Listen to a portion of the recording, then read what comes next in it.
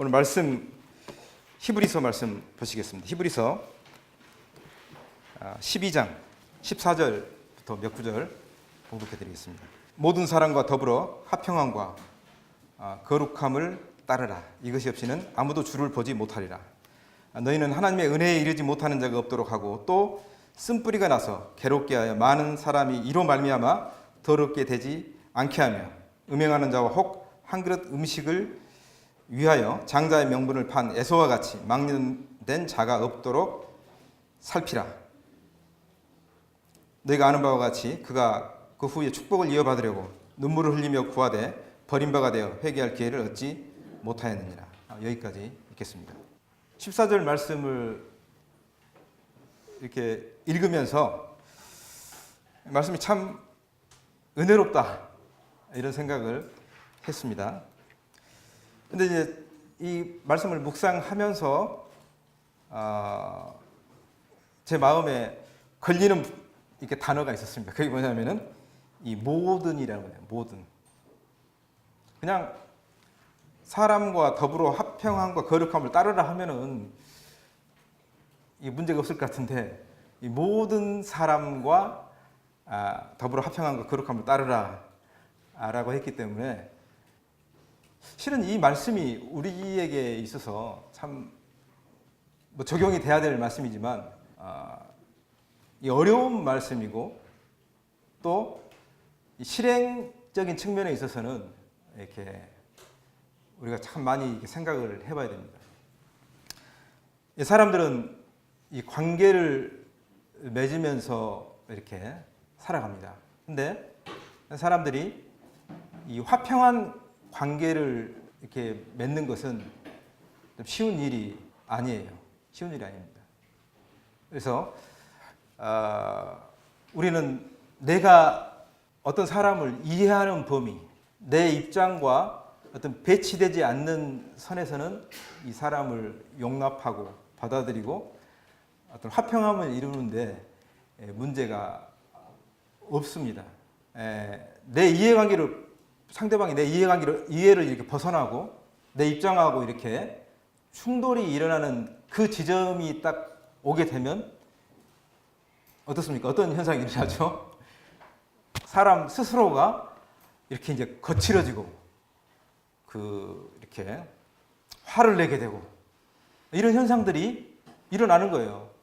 뭐 제 자신부터 그렇습니다. 근데 그것을 억제하려고 해도 억제가 되지 않는 거예요. 어렵죠.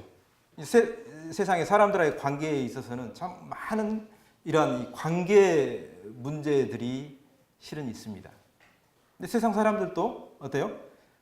어떤 그런 관계의 문제를 풀기 위해서는 그런 말을 이렇게 하잖아요. 어떤 말이냐면 역지사지. 그 사람 입장이 돼봐야 된다.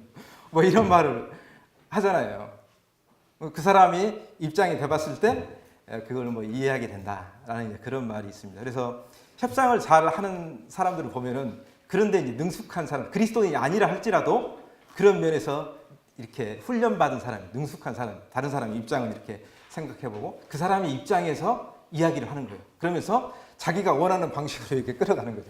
이게 이제 그 세상 사람들이 보면 이렇게 영업적인 측면에서 이제 그렇게 할 수 있습니다. 뭐 물론 이제 세상 사람들하고 관계죠. 근데 이제 이게 가까운 사람들하고에 있어서의 이 관계가 어그러지면 참 이렇게 어렵습니다. 특히 이제 교회 안에서 성도들 간에 이제 관계가 어그러진다거나 또는 집안에서 가장 가까워야 될 아내하고 관계에서 이게 이제 문제가 생긴다거나 할 때는 이제 어렵죠. 도대체 이 문제가 왜 생긴다고 생각하세요?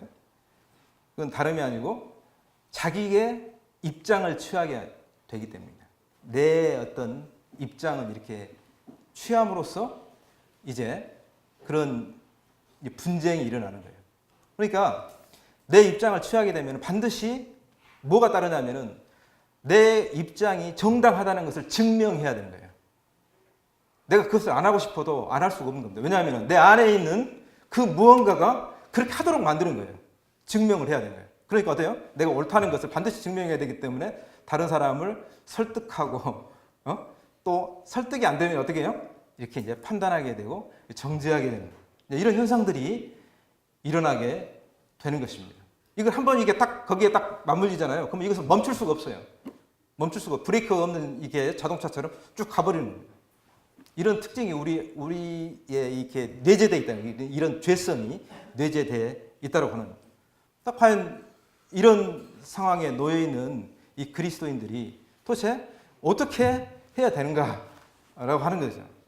이 부부관계에 있어서도 이 자기 입장을 벗어난 그 관계를 맺지 못하면은 이제는 어떻게 되겠습니까? 평생을 싸우면서 가야 됩니다. 두 사람이 좀 좋아졌다가 좀 안 좋아졌다가 좋아졌다 안 좋아졌다. 평생을 그 싸움의 그 다툼의 굴레에서 벗어나지 못하고 그와 같은 길을 가게 될 수밖에 없습니다. 가게 될 수밖에 없어요. 그럼 구원이라는 것은 뭘까요? 하나님께서 구원이라는 건 뭘까요? 구원이라는 것은 그냥 죄를 그냥 이렇게 시켜가지고 천국 보내주기 위해서 우리에게 구원을 주신 건가요? 사람이 아주 불쌍하기 때문에 이게 죄를 이렇게 시켜가지고 이게 천국 보내기 위해서 예수님을 보내 십자가에 달리시게 하신 것이 용서가 구원일까라고 하는 것입니다. 그게 아니고요. 그게 아니고 이와 같이 사람이 정말 이 화평한 관계 안에서 사람과의 관계뿐만 아니라 더불어서 하나님과의 관계에 있어서도 이 화평함과 화목함을 쫓아서 안식을 누리도록 하기 위해서 사람들을 구원하신 거예요. 구원하신 거예요. 이게 구원의 목적입니다. 목적이에요. 그러니까 아브라함을 믿음의 조상이라고 하는 이 아브라함을 이렇게 부르셨잖아요. 아브라함을 부르셨어요. 어떻게 생각하십니까? 아브라함만을 부른 겁니까? 아니면은 아브라함과 관계를 맺고 있는 사라를 포함해서 아브라함의 가정을 부른 겁니까? 뭐가 맞습니까? 가정을 부른 거예요. 아브라함과 아브라함이 속해 있는 그 가정을 불러낸 겁니다. 그러니까 말씀은 정확하게 뭐라고 말씀하고 있어요? 너는 그 본토 친척 아비의 집을 떠나서 내가 이루는 곳으로 가라고 말해요. 내가 이루는 곳이 어디예요? 그것은 이 하나님의 집, 하나님의 가정을 의미하고 있는 겁니다. 왜 사람이 그런 스스로의 입장을 취하게 됐냐 이거죠. 입장을 취하게 됐느냐. 선악과를 따먹었습니다. 선악과를 이렇게 뚝 따먹으니까 그 다음에 아담이 이제 하나님께서 오셔가지고 아담아 네가 어디 있느냐 이렇게 부르시죠. 너 왜 그거 이렇게 했니?라고 물어보니까 아담이 뭐라 그러죠? 하나님이 주신 저 여자가 나한테 주어서 따먹었습니다. 라고 했습니다. 이게 맞는 말이에요? 틀린 말이에요? 맞는 말이지만 저 여자라고 했기 때문에 이미 그 여자는 자기 게 아닌 거예요. 자기 몸에서 나온 그 사람이 아닌 거예요. 분리가 먼저 일어난 거예요. 분리가 된 겁니다. 분리가 되고 나서 보니까는 뭐예요? 아담 스스로가 입장을 취하게 된 겁니다. 아내를 제외하고 입장을 갖게 된 거예요. 내 입장을 가지게 된 거예요. 그러니까 어떻게 해요? 비난해야만 되는 겁니다. 그래서 이제 하나님께서 그 약속의 여자를 통한 그 후손, 그 아들을 보내실 것을 이제 그 약속으로 주시고 그 약속을 이렇게 취하도록 하셨습니다. 그러고 나서 어떻게 해요? 그 양을 죽여서 양 가죽으로 이렇게 옷을 이렇게 딱 입히셔가지고 어때요? 그 이관되어 있는 이렇게 분리되어 있는 그 관계를 어때요? 그 아들 안에서의 그 관계로 이렇게 딱 자리매김을 하신 거예요. 이게 약속입니다. 약속. 아들 안에서의 관계로 딱 이렇게 자리매김을 이렇게 한 거예요. 이게 약속이에요. 약속. 이렇게 이제 하신 겁니다. 그 목적은 뭐예요? 왜 그랬을까요? 그것은 그들이 아들로서 하나님의 집에서 하나님의 가정에서 행하게 하기 위해서 그와 같이 하셨다라고 하는 것입니다. 이게 목적이에요. 근데 아브라함을 이렇게 갈대아 우르에서 이렇게 인도하셔가지고 이렇게 부르셔서 가나안으로 이렇게 들어가게 하셨습니다. 근데 이렇게 가나안에 들어가서 보니까 아브라함에 있어서 중대한 실수가 나옵니다. 실수. 그게 뭐죠? 무슨 사건이에요? 아브라함이 실수했다고 가장 큰 실수가 뭐라고 생각하십니까? 그 아내를 누이라고 한 거예요, 이게. 성도님들은 오늘 그게 실수인지 아니면은 그게 우리를 위한 그 어떤 그 은혜의 장면인지를 다시 한번 이렇게 상고해 보기를 원합니다. 왜냐하면은 아브라함이 이제 두 번이나 그렇게 실수를 이렇게 어떤 실수 아닌 실수를 하게 됩니다. 내 누이라고 이렇게 이야기를 하게 되죠. 그러니까는 바로 앞에서 그 다음에는 아비멜렉 앞에서 이렇게 하게 됩니다. 그러니까 그 사람들이 이제 뭐라고 하냐면 왜 네 아내인데 네 아내인데 왜 누이라고 했니? 이렇게 이제 질책을 합니다. 왜 아내인데 왜 누이라고 했어? 이렇게 질책을 하는 거예요. 아비멜렉도 마찬가지입니다. 왜 네 아내인데 아내를 왜 너 누이라고 한 거야? 이렇게 이제 말을 이렇게 하는 거예요. 그러니까 이제 거기에는 이제 뭐가 이제 담겨져 있냐라고 하면은 아브라함과 이 사라하고의 그 관계를 볼 수가 있는 거예요. 볼 수가 있는 거예요. 이 부부 관계를 볼 수가 있는 거예요. 부부 관계를. 그 두 사람이 이 부부였고 또 그 약속으로 이렇게 하나님의 가정으로 이렇게 부르심을 받았지만 이 부부가 그 하나님의 그 약속에 이렇게 들어가지 못하고 있는 이제 그런 상황을 이렇게 알 수가 있는 겁니다. 그것은 뭐냐면은 그 아내가 하나님께서 주신 그 아브라함에게 주신 약속은 뭐였냐면은 사라를 통해서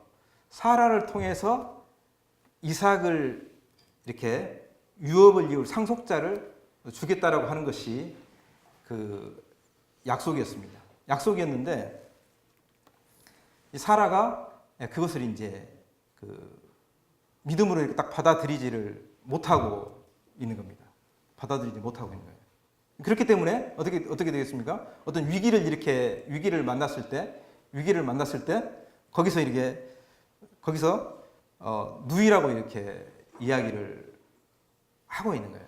누이라고 이야기를 하고 있는 거예요. 관계가 딱 이게 그 하나된 그런 관계가 아니고 서로가 각자의 어떤 그 입장을 취하고 있는 이 어정쩡한 이 상태에 있었다라고 하는 것입니다.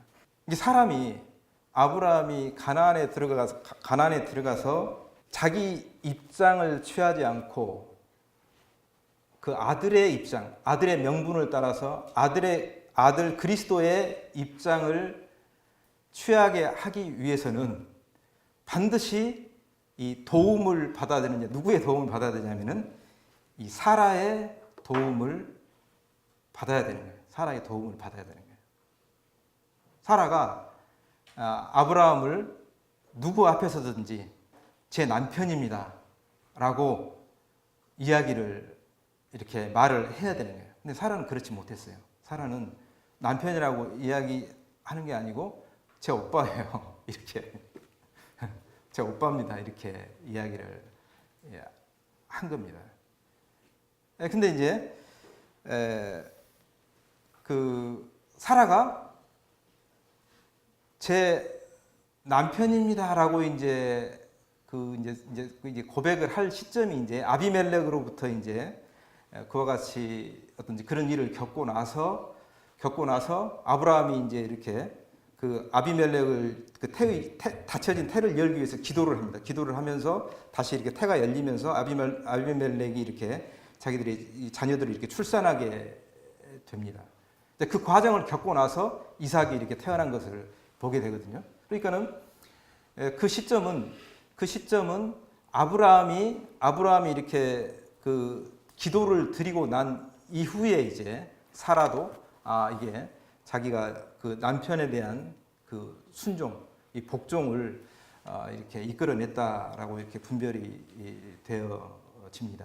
이제 그걸 보면서 이제 그 부부 관계를 보면서 저의 부부의 어떤 상황들을 투영을 해보는 거예요.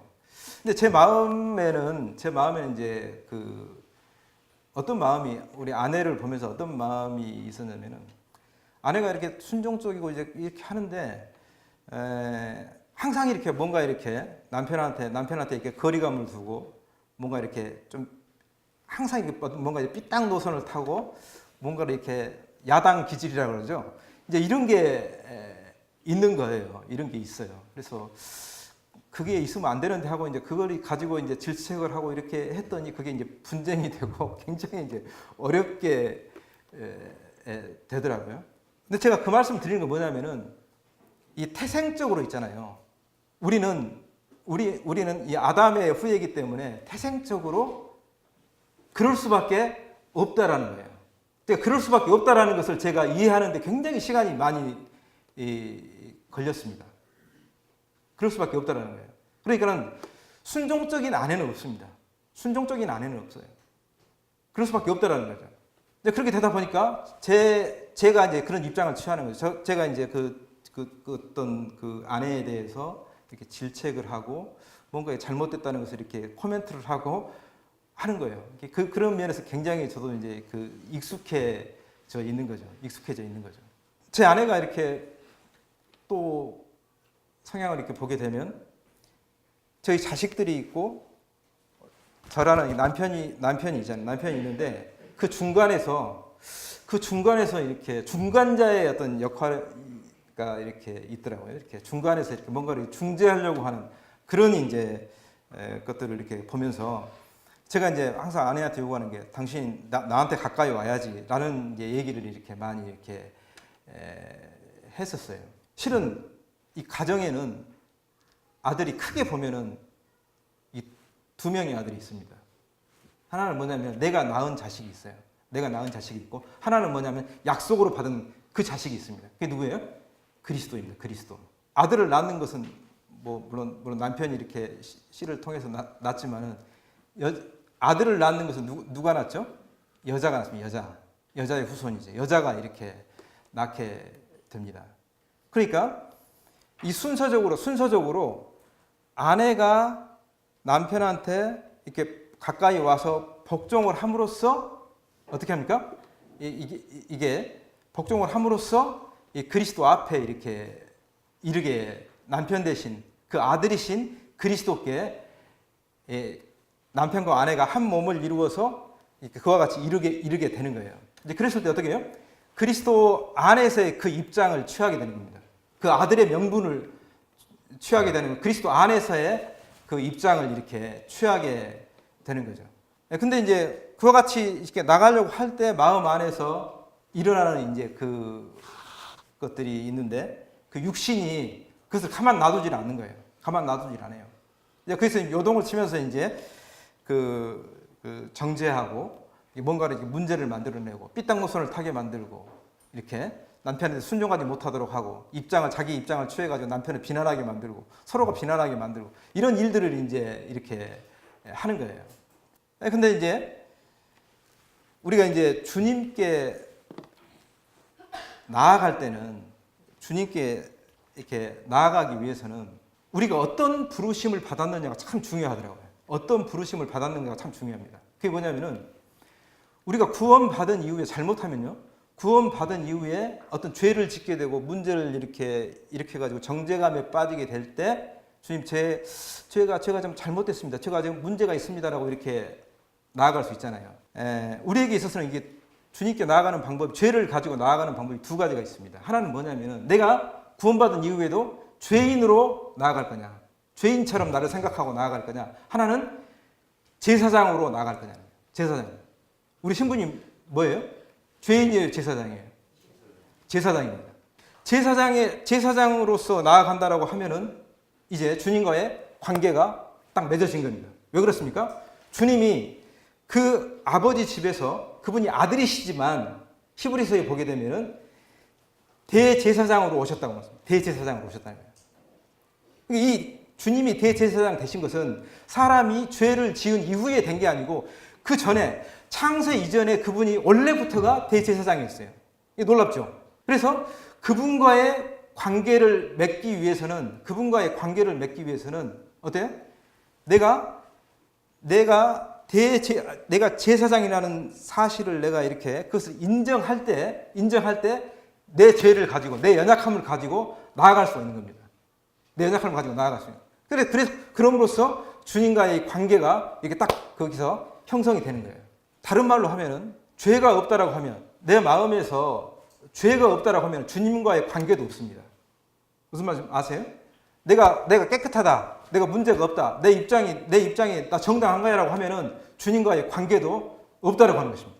근데 내 연약함을 인정하고 내가 이렇게 연약한 자입니다라는 것을 이렇게 인정하게 될 때 주님과의 관계가 딱 형성이 되는 거예요. 근데 내가 그것을 인정하는 것을 어떻게 인정하느냐 이거예요. 내가 죄인으로서 나를 인정하느냐 아니면은 제사장으로서 나를 인정하느냐. 내가 제사장으로서 나를 인정하면은 내가 나가야 될 곳이 딱 정해져 있는 거예요. 어디예요? 성전입니다. 성전. 대제사장이 계신 그 성전으로 나아가야 되는 거예요. 그리고 아버지 앞으로 나아가는 겁니다. 내가 나아가야 될 곳이 딱 정해져 있는 거예요. 그 이름을 두시려고 택하신 그곳으로 나아가는 것입니다.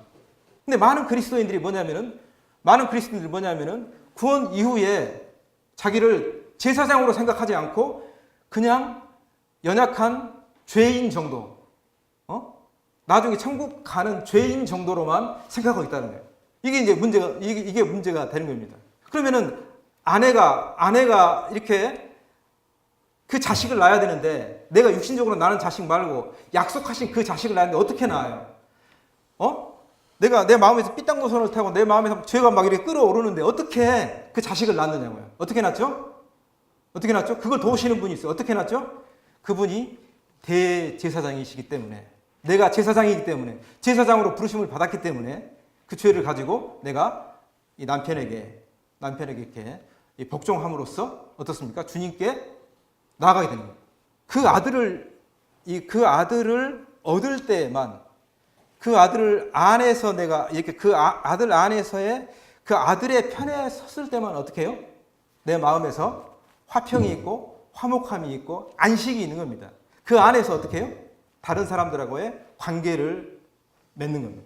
그러니까 모든 사람과 화평하라 이 말이, 이것은 그냥 공고하는 말씀이 아니고 그렇게 할 수 있도록 해봐가 아니고 반드시 이루어져야 될 그 일이라고 하는 것입니다. 아무튼 관계에 대해서 오늘 저희 여기까지 이렇게 말씀을 드리고 이후는 나오셔서 말씀해 주시면 되겠습니다.